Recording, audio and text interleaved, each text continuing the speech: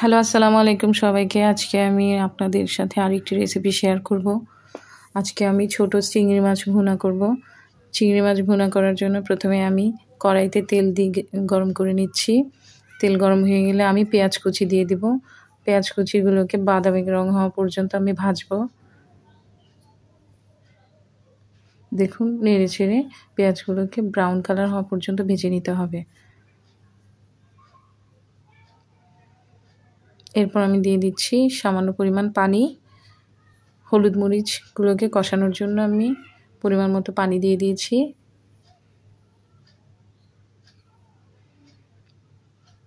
পানিটি ফুটে আসলে আমি দিয়ে দিব হলুদের গুঁড়ো আধা চা চামচ, মরিচের গুঁড়ো আধা চা চামচ। ঝাল খাওয়ার পরিমাণ অনুযায়ী আপনি মরিচের গুঁড়ো দিতে পারেন। দিয়ে দিব পরিমাণ মতো লবণ। স্বাদ অনুযায়ী লবণ দিতে হবে। এরপরে মশলাটা কিছুক্ষণ কষিয়ে আসলে আমি দিয়ে দিব চিংড়ি মাছগুলো।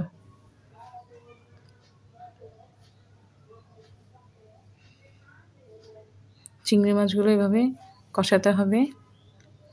ঢেকে ঢেকে কিছুক্ষণ পর নেড়ে ছেড়ে কষাতে হবে।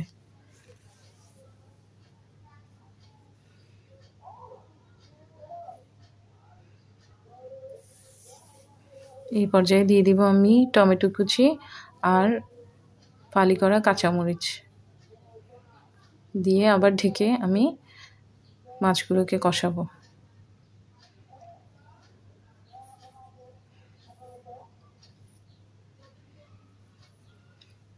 দেখুন, মাছের মধ্যে আমি কোনো এক্সট্রা পানি দিইনি। মশলার মধ্যে যে পানিটা ছিল ওইটার মধ্যে আমি মাছগুলোকে ভুনা করে নিচ্ছি।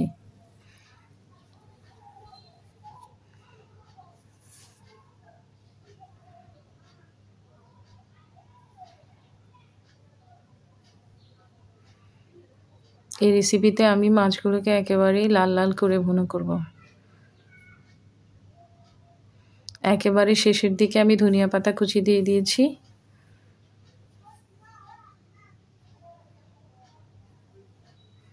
ধনিয়া পাতা কুচি দিয়ে 3 থেকে 4 মিনিট আমি নাড়াচাড়া করব।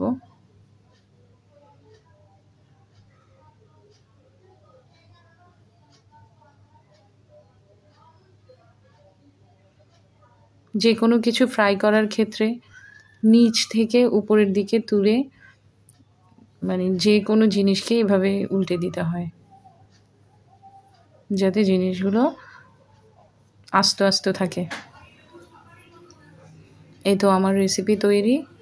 আমার এই রেসিপিটি ভালো লাগলে আমার চ্যানেলটিকে সাবস্ক্রাইব করবেন, লাইক করবেন, কমেন্ট করবেন, বেশি বেশি শেয়ার করবেন এবং ফেসবুক থেকে যারা দেখছেন আমার পেজটিকে ফলো দিয়ে আমার পাশে থাকবেন। ধন্যবাদ সবাইকে।